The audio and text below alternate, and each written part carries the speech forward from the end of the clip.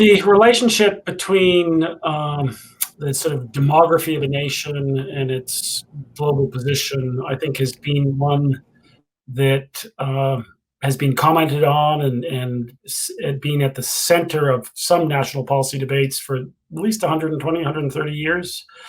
It goes back to the 1890s, 1900s, particularly in Europe, between the relationships between Britain, France, and Germany.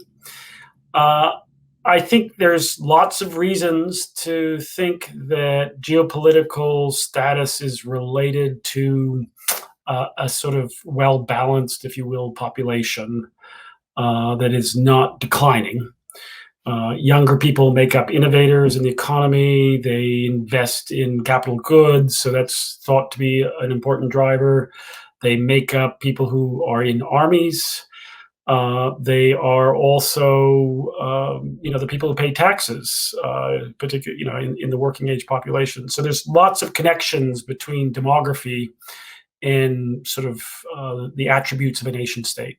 So fertility in the U.S. has been higher than many other high-income countries, but is still below replacement. And the reason U.S. population has continued to grow is migration. And so historically, the U.S. has done quite well, geopolitically, economically, and demographically because of a reasonably liberal migration policy.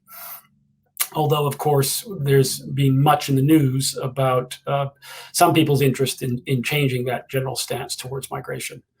But because we expect in the long run that liberal migration policy to stay in place and that the U.S.